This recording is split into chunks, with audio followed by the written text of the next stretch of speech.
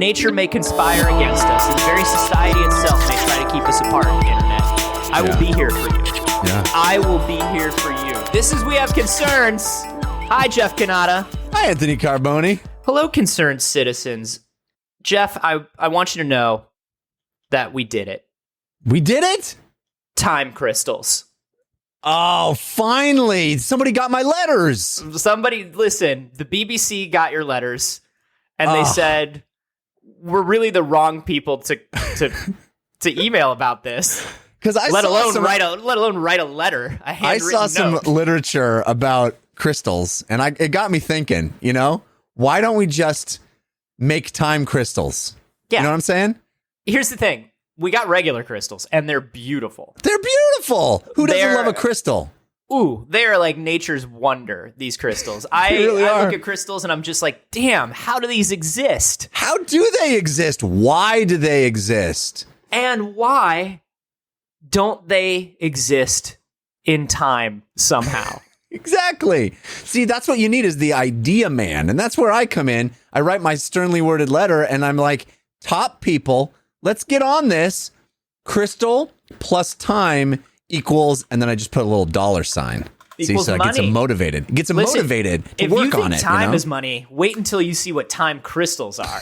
Yeah. They're like even more money. As I've seen how much people charge for crystal stuff sometimes, and time is money. So it's just like money plus money equals more money.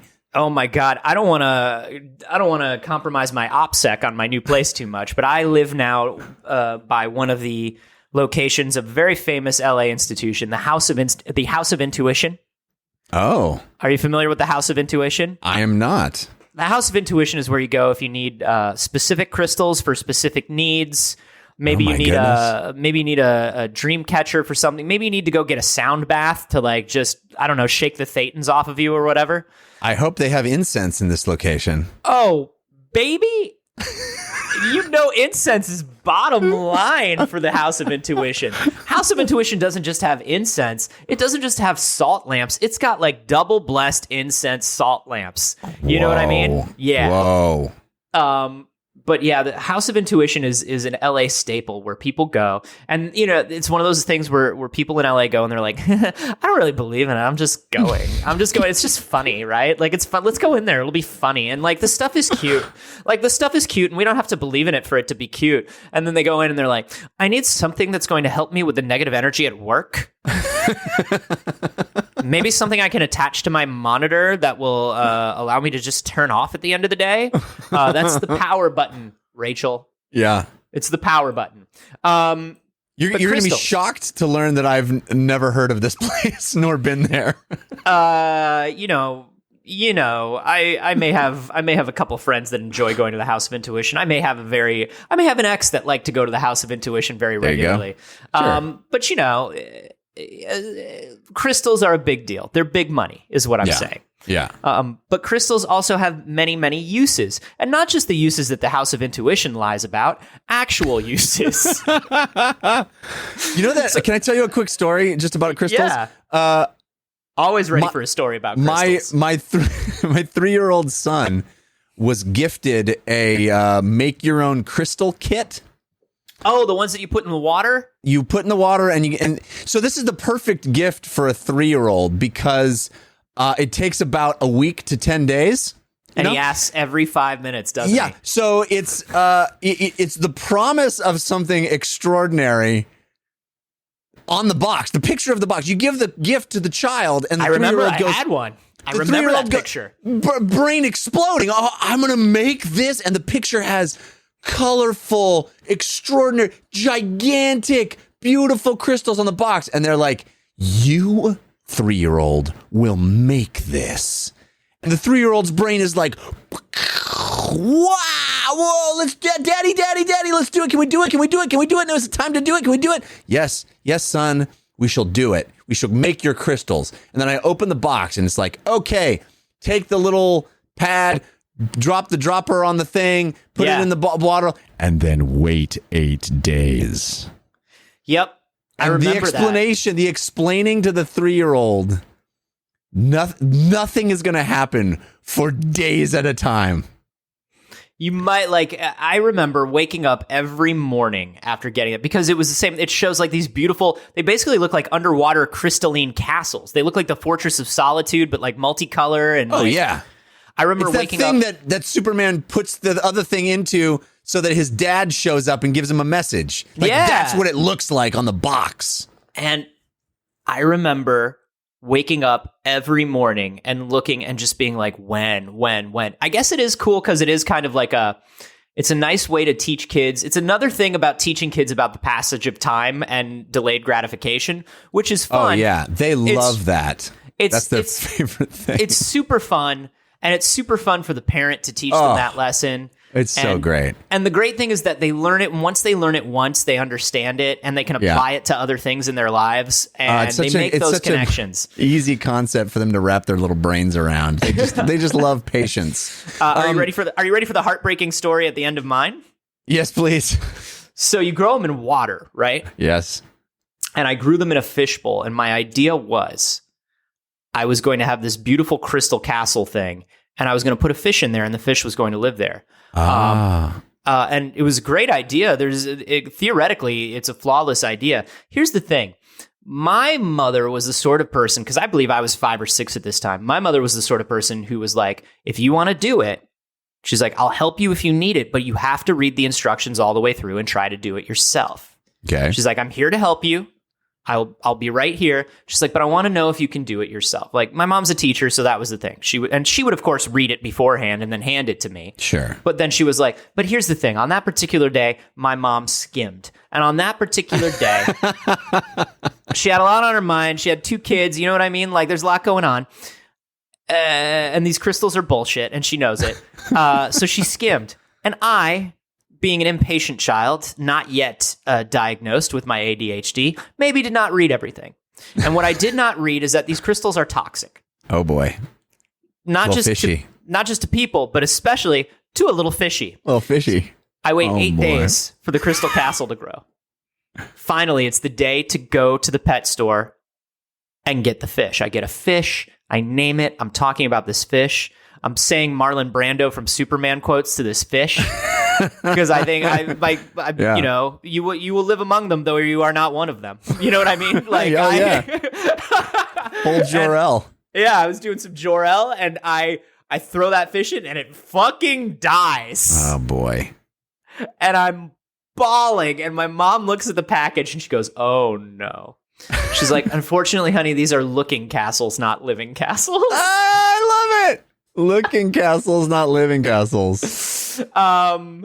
Anyway, these are not the crystals we're talking about today. We're talking about crystals that, if you can believe it, Jeff, are even more exciting. I can believe it. So I want to believe it.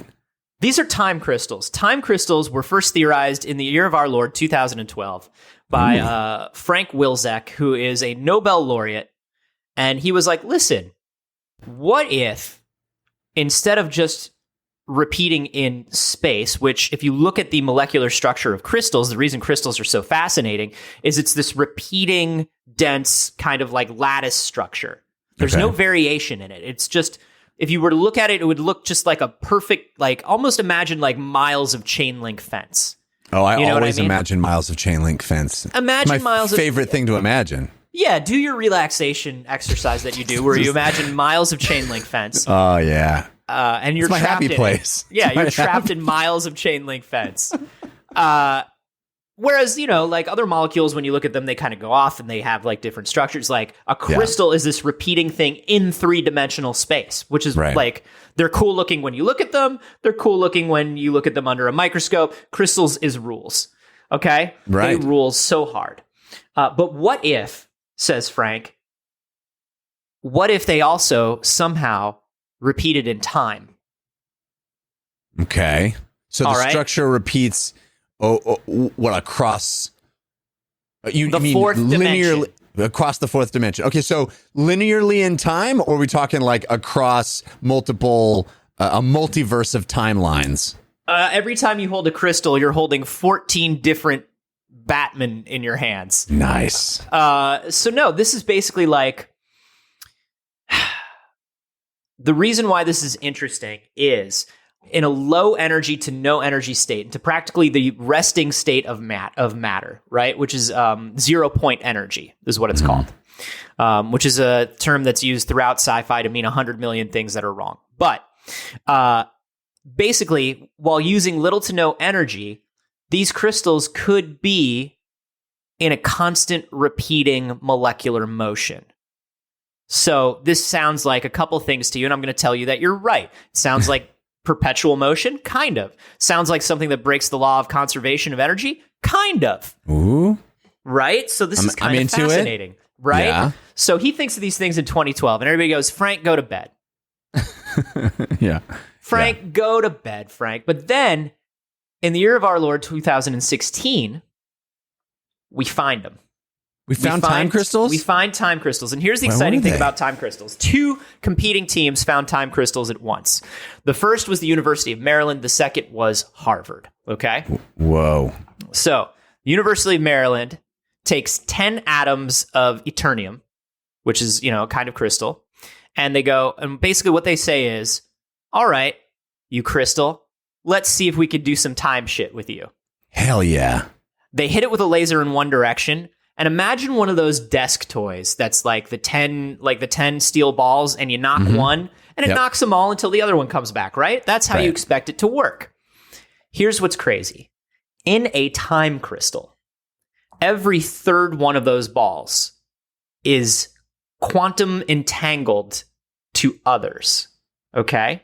So imagine if I've got 10 green balls, and those are the Eternium, right? Yeah. Every third one is actually red. And here's what's crazy. You knock it with the laser on one side, and the red ones move before they're actually hit. They see the move coming in advance. Whoa. They react to something that has not yet hit them.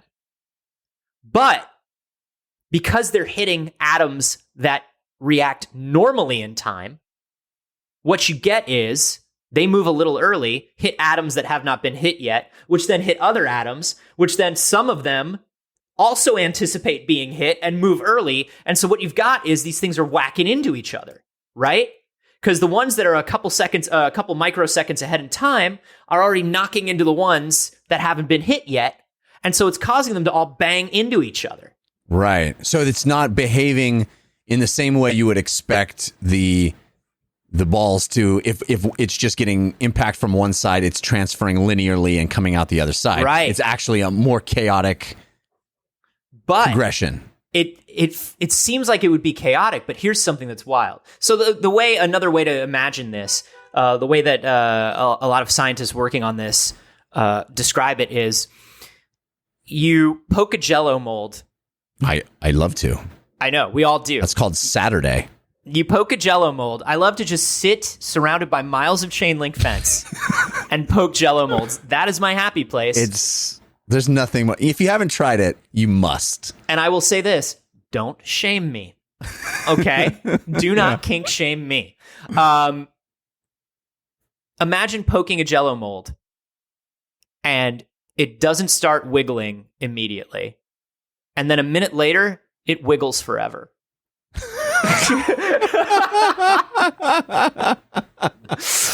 Okay. So wait. So this is something that has been actually achieved. This is not a theoretical process. We found a thing that behaves like this. We did the shit. We did it. The University of Maryland did it with Eternium, and then Harvard, being the fuckers they are, did it with like unobtainium. They just went full unobtainium. Diamonds, Jeff. They did it with diamonds. I'm not even lying. You know how Harvard is. Harvard's like, put on your safety goggles and your top hat before you come into the lab. We got that grant money. Yeah. Grant money. Oh, we're just using my diamonds from home. When we do the real experiment, we'll have to use the good diamonds. Right. So this has been done. It's been done. It's been observed. We can recreate it. And here's the fun thing. So what does this mean? What does it mean? Well, here's what it means, Jeff. When you talk about that sort of chaotic reaction that you were talking about, yeah, that happens. But what they noticed is, after a while, the crystals start moving in this, the atoms start moving in this oscillating pattern that had nothing to do with the initial impact of the laser. Okay. Which means at a state of almost no energy being expelled, these things start oscillating in an incredibly regular and precise manner, which immediately means, oh, this is more accurate than maybe the atomic clock.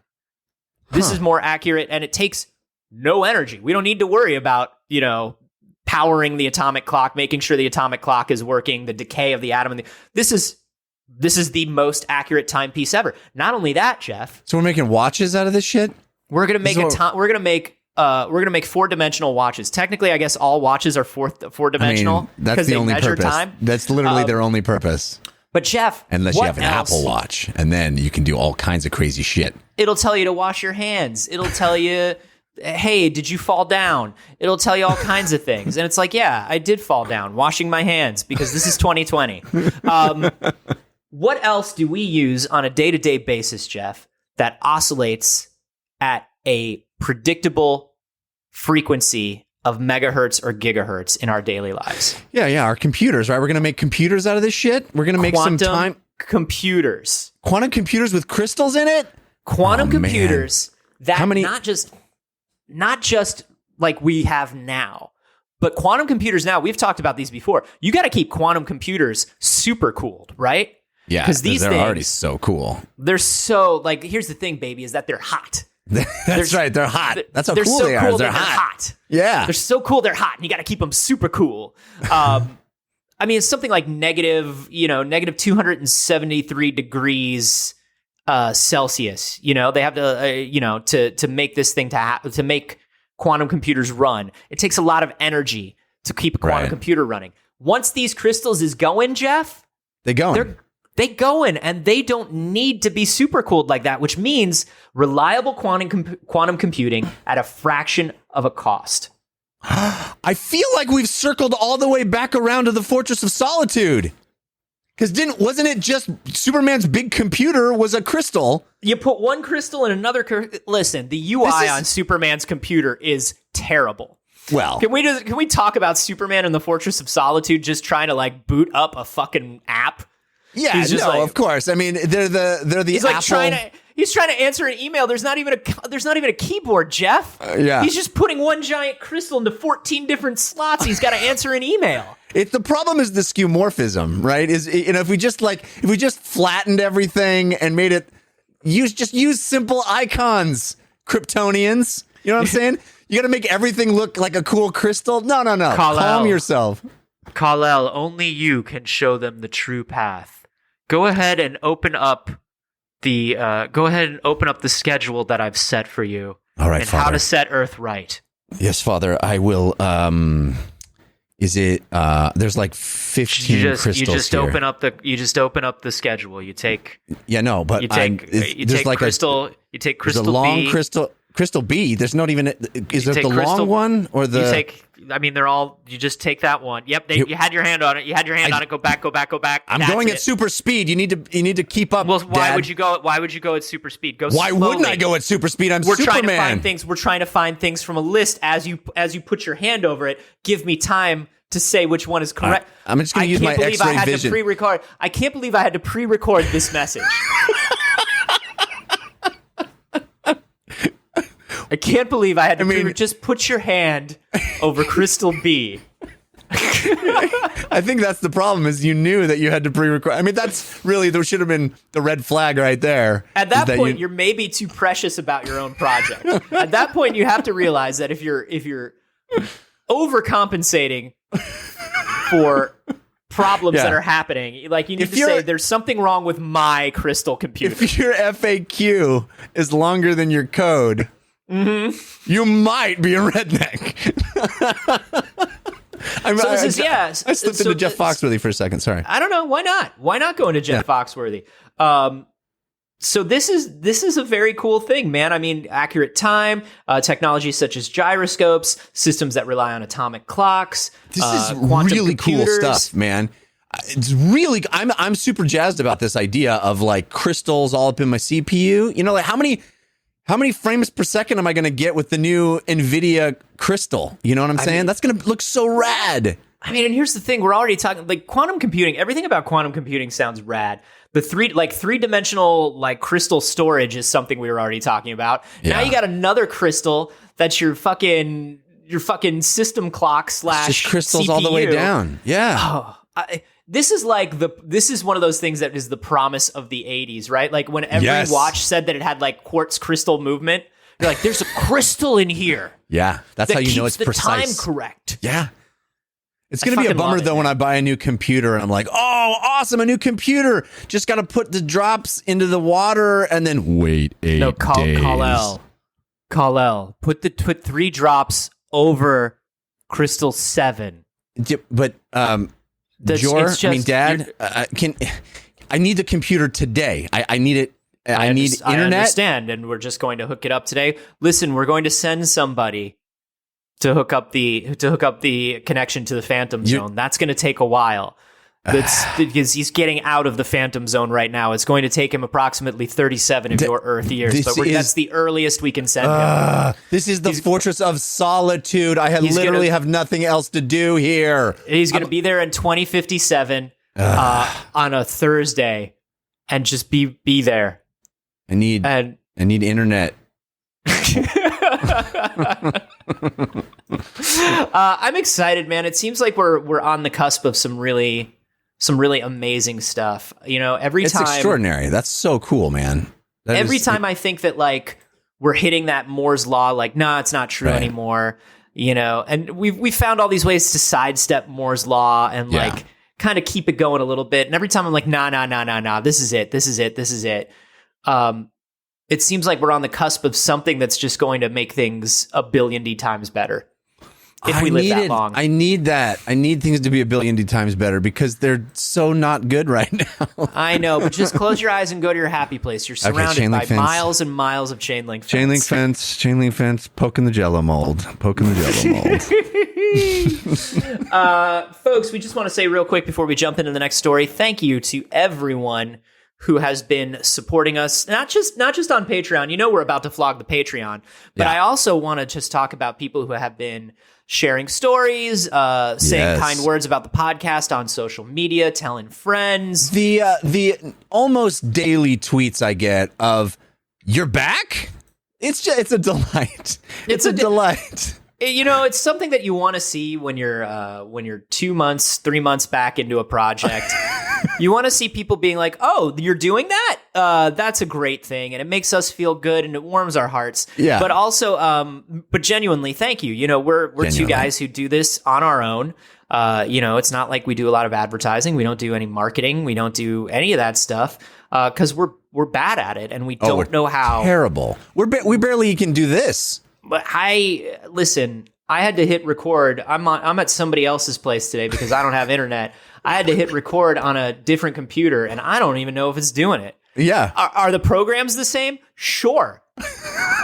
Sure. Should But the they buttons are theoretically? slightly different. Are they the same buttons? I don't know. Here's what I know. It's set up at my house. So we really want to thank you because in all honesty, when we get those tweets that are like, "Oh my gosh, you're back," or we get those messages that are, "Oh my gosh, you're back," that's because of one of you who shared the fact that the show was back, and it's bringing other concerned citizens back into the community, and we really appreciate that. So thank you. Yes. But also, we have a Patreon. But also,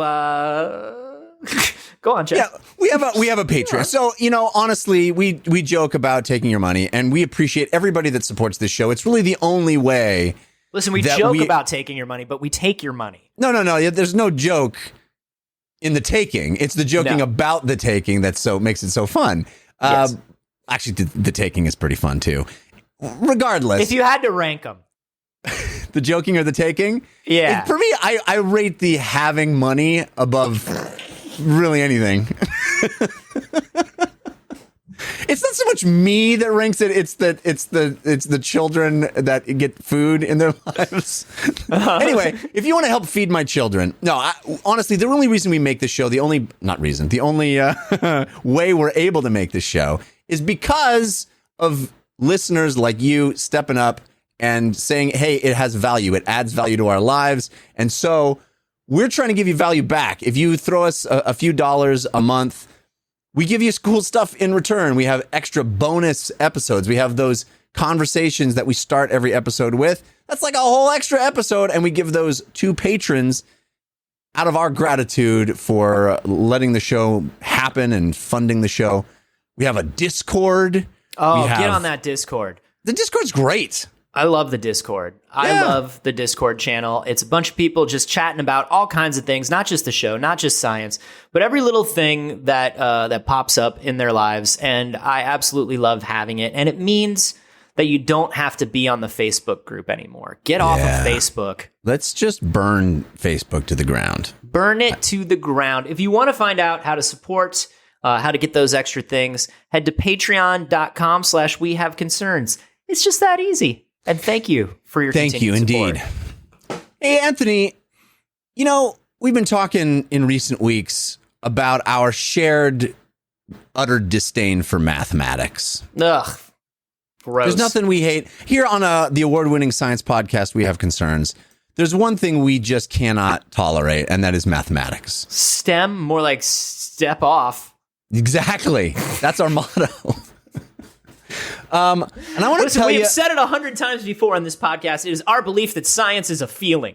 Science should be always a feeling, and any quantification of it into numerical value should be just tossed out. It ruins the science. But let me tell you about. Ask anyone on the QAnon group. Oh God! Please don't even invoke their name. This is a story that was sent to us by. Oh my gosh! Look at that. Jeff Engelstein. You're in cahoots. You're in cahoots with Engelstein. I think that maybe should be his nickname. Jeff Cahoots Engelstein. No. That's a pretty good one. He doesn't get a nickname. He doesn't get a nickname. No. Anthony, can I tell you something? This week was his birthday. I'm not even making that up. It really was. You are in cahoots. The two of you did this. I'm just saying. The two of you did this. He sends good stories. He sends real good stories. Fine. His nickname is Cahoots. I love it. May he forever be ashamed, and may you forever be ashamed of gaming the system this way. Cahoots. So Cahoots sent us a story. This is a sad, tragic story, actually, that may make us rethink our disdain for math, because this is a story of a man who researchers refer to as RFS to sort of hide his identity. Mm-hmm. And this man, in October of 2010, started some strange sensations. Started having some? Started having some. Started experiencing some strange... In 2010, he started some strange sensations. He was responsible for many novelty songs that you remember from the radio. His new band, Strange Sensations. Yeah. Oh, God. No, he started experiencing some weirdness. He had headaches and some uncomfortable sensations, amnesia, tremors. And then the weirdest part is he stopped being able to see numbers.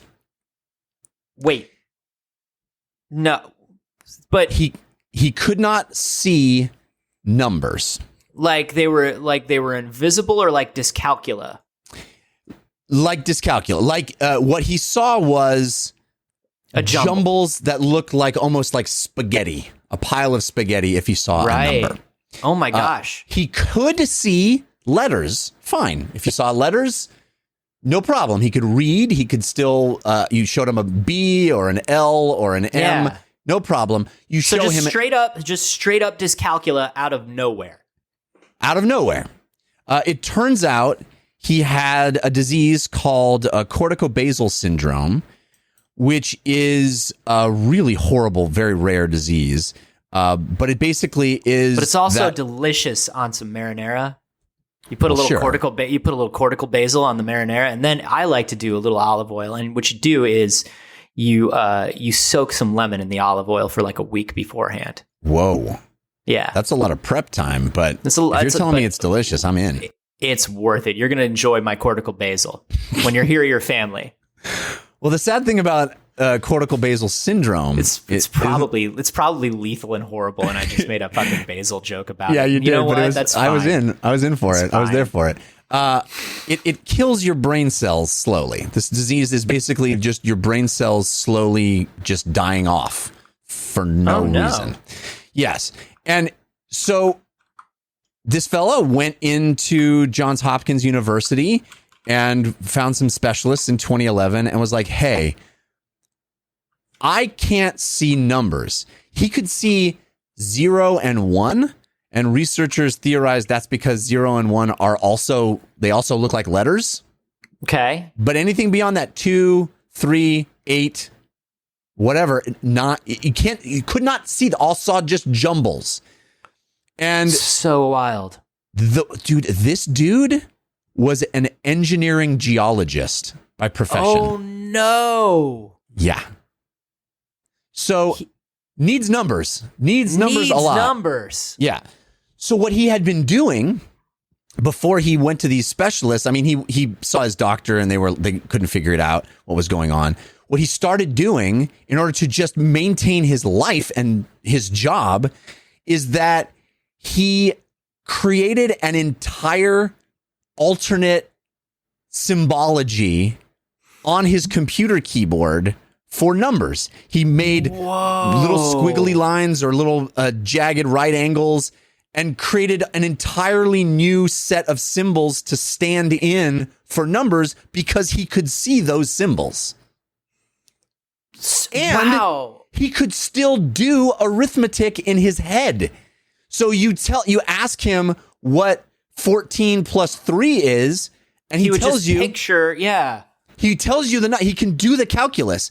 He could do the calculus with these stand-in symbols. He could still do the mathematics. He could still add numbers together. And if he's doing, right angle symbol plus squiggly line, he gets the right answer.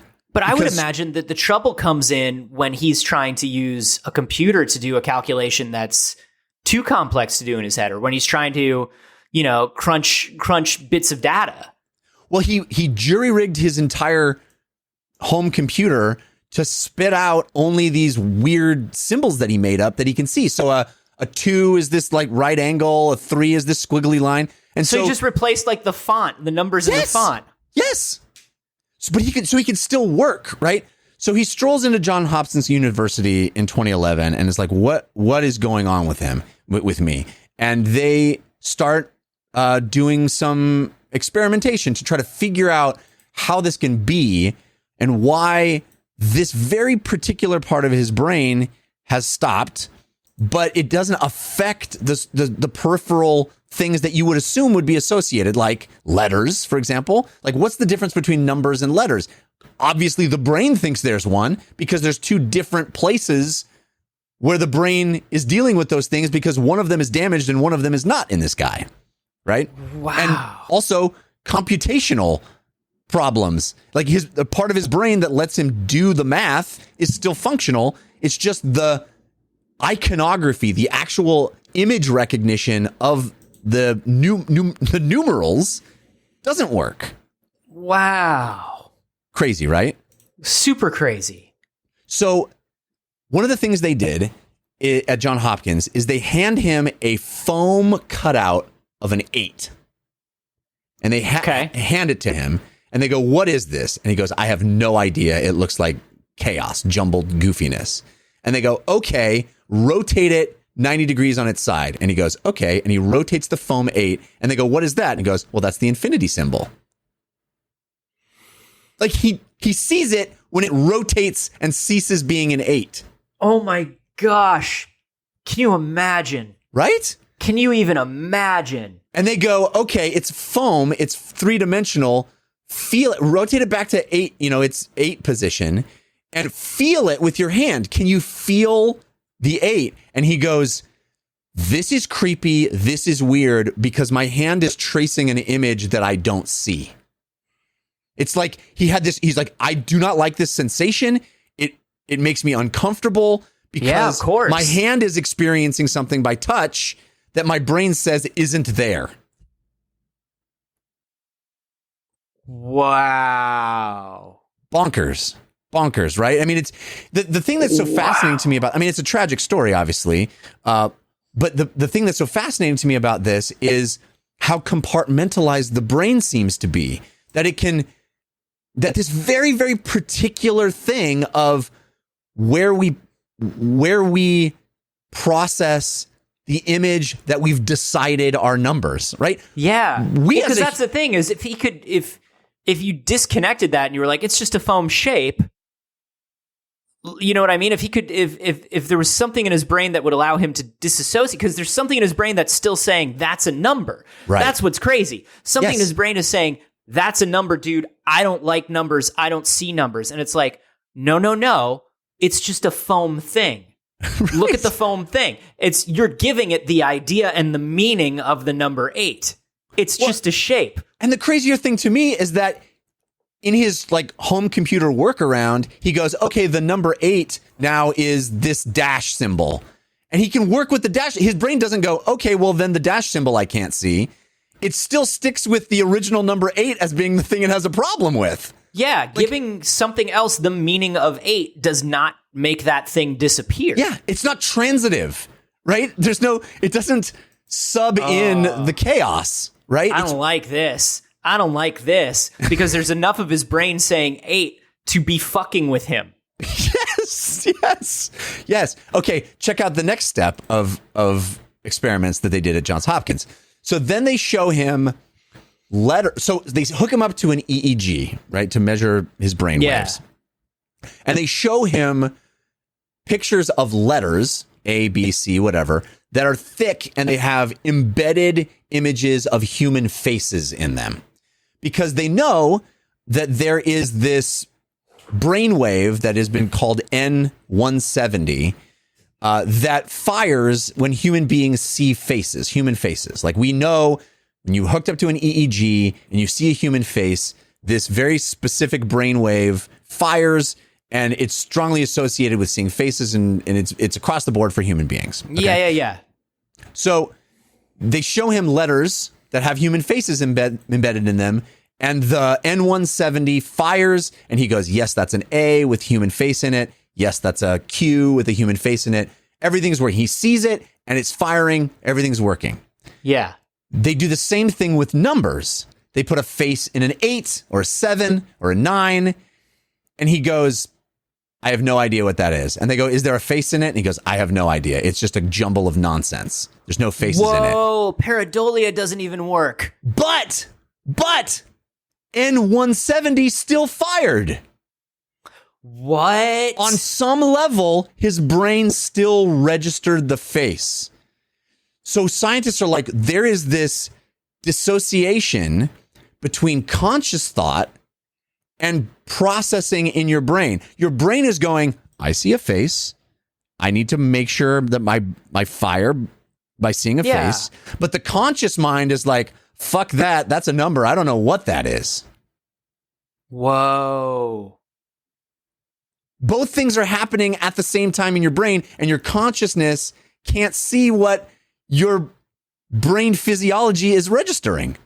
Do you think he just got tired of his job? Do you think he just got tired of it and his brain was like, no more number? He was just kind of like, I hate this, no more number. Well, I wish that was the case. The sad truth is that he deteriorated rapidly after that, and his brain continued to lose things, and he died shortly after. In fact, he died before they could do many more of these studies, because there was all kinds of other things that they wanted to test on him. Like, what if the number was moving and a non-static? Like, would that still have a problem? Would putting other things other than just faces inside the number, would that still fire other parts of the brain in the same way that the faces did? Like, there's all these tests that they wanted to do, but he died pretty quickly after that because this is a very degenerative brain disease. Well, and also because they just kept testing the number thing and not treating his disease. Yeah, it was really strange that they got so excited about. If I had to fill out a comment card, you know what I mean, for old Johns Hopkins on this one. You know, in their defense, do you have any idea how long it takes to cut out a foam 8? Yeah, who does that? Who's on the payroll that's doing that? I love that. It seems like an intern. You know what I'm saying? What I think is interesting about this is, so it's a degenerative brain disease. So, but it apparently chose this part of his brain, or didn't chose, but he was infected by it in this part of his brain. Yeah. But it seems like, and I mean, this is pretty terrible thing that happened to him, but it feels like, boy, that degenerative condition could probably jump into any part of your brain and make things much worse than he had it seems like, at the beginning. Yes. Well, I mean, that's what it did, right? He lost his ability to speak and move. Yeah. I mean, sounds like a horrible way to go, but it's so interesting. I mean, what's fascinating about this for researchers is, it's the same kind of thing that you've heard in the past about, some crazy worker gets a railroad spike through his brain and it hits a very specific, very specific cells, and he's okay, except, he can't remember last Tuesday or whatever. It's like these things where it's hard to replicate, but it happens in these bizarre situations where only a very specific part of the brain is damaged, and yet that damage stays localized to a very specific function. So it really does seem like the brain is so compartmentalized, and compartmentalized in ways you would never intuit, right? You would never think, seeing numbers is in a different place than manipulating numbers. It just seems so counterintuitive to me. Yes, and I mean that is the really kind of, I guess, if there's a silver lining, an interesting and useful thing about this is, when somebody is affected in this way, you get to research specific areas of the brain in a way that we normally would not. Right. And that's kind of fascinating. Yeah, and this guy, in a lot of ways, was kind of a hero, because they talk about how unpleasant it was for him to go through these tests and stuff, but he understood that he was contributing to scientific knowledge. Like, he understood, like, oh, something really unusual is happening to me, and I have the ability to use my remaining time to further the understanding of the human brain, which is, pretty impressive. Wow. Yeah, that's crazy fascinating, man. That is crazy fascinating. Yeah. I don't know. I'm just like, I wonder. I wonder, like, how I would deal with something like that. Yeah. I mean, they talked about, like, when he was first hitting him, before he was really getting treatment, before he was really in a debilitated state, he was just, like, having to put up with this thing and try to go about his life. He couldn't read price tags or speed limits. And he would go to a hotel and he would mark the door frame of his hotel room with a marker because he couldn't read the numbers on the hotel room doors. Oh, wow. Wild, yeah, and right? I guess just going up the elevator. Yeah. You've got to just kind of count the buttons and, like, figure out, like, how the buttons are laid. Because you know how sometimes the buttons go straight down and then sometimes they zigzag? Oh, yeah. You wait until somebody else is in the elevator and you're like, could you hit 4 for me? Yeah. And you're like, good, got it. That one's 4. Got it. Yeah. I mean, it's interesting having, like, a complete adult faculty of mind and then all of a sudden being hit with something that is this specific,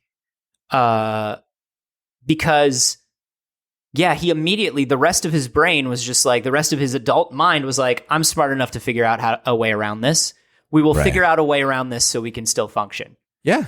I mean, it's kind of inspiring that the resourcefulness that he employed in the early stages of this. But, man, what a crazy, horrible thing. I mean, I've had vision issues. Listeners to the show probably know, and it is a very disturbing situation to all of a sudden lose the sense that we rely on most, Yeah. or to have it betray you in some fundamental way where the thing you think you're seeing, you're not seeing. When I tore my retina, it was like a big black smudge, but now in the repair after my surgery, and even now, it turns out I need another surgery, which is really fucking depressing. But I'm now have this strange situation where one of my eyes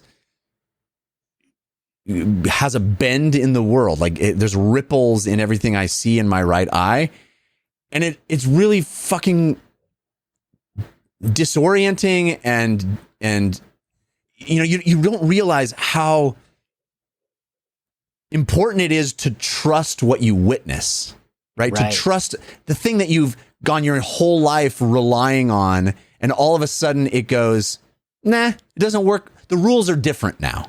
Yeah. It's very strange. Can you adjust to this because it no longer works the way it's supposed to? Yeah. Right. Man, that is freaky. That is a freaky thing to think about. And, obviously we're coming at this from a very fortunate position because, we're imagining things like this. We understand that there are people that are, that have different things going on in their lives where perhaps they've never been able to rely on all five senses. And we understand how lucky we are to be able to do that. Yes. But, it is fascinating to think of waking up one day and, it's like that, that story of that guy who physically looked like he was in a coma, but mentally was entirely there. Oh God. Yeah. And he had to he had to slowly figure out how to reconnect to his body again. And you think about things like that. And I always wonder, would I have the mental strength to do that? Would I be able to do that? Right. Would I be able to have the presence of mind and the calmness and the fortitude that this guy did to be like, numbers is just a font. I could just change the default system font. Yeah. Would I even think about that? How long would that take me? Or would I just panic? Yeah. You know? The process of getting to, well, I can make up my own iconography for numbers and then reconfigure my keyboard and make a new font. That's pretty hardcore. I mean, clearly this dude was a sharp cookie. He was in his 60s when this happened. So very young, and an engineering geologist. So probably, a guy used to working problems. So it's pretty inspiring that he was just like, yeah, well, I'll deal with this new issue. Yeah. If this is the way it is, then this is the way it is. And I am going to work around it because that's life. It doesn't make me hate math any less though. Oh God, no. Oh God, no. This fucking guy with his life dedicated to math. Math did what it did to all of us at the end and it turns on him. Yeah. Yeah, really, math is the villain in this story, I think. Isn't math the villain in every story, Jeff? Isn't it? When you think about it? Yeah. Jeff? Yeah. Isn't it? You either die a hero or you... live long enough to count about it.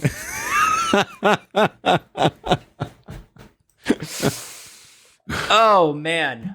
I'm sorry to bring the room down. I feel like I brought the room down. It's a sad one, but it's still, I think, fascinating, and it reveals a lot about how our brain works that I find absolutely fascinating.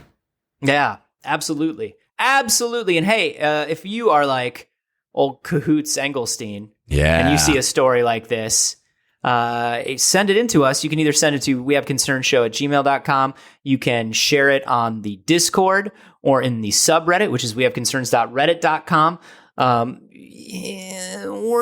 We're staying away from that Facebook and that Twitter. Twitter because things get lost, and Facebook because it's evil. But, any of those stories that you see, send them our way. You send enough of them in, you get a very good nickname, like old Cahoots Engelstein. Happy birthday, Cahoots! Happy birthday, Cahoots. You conniving schemer. I guess you finally got what you wanted. Man.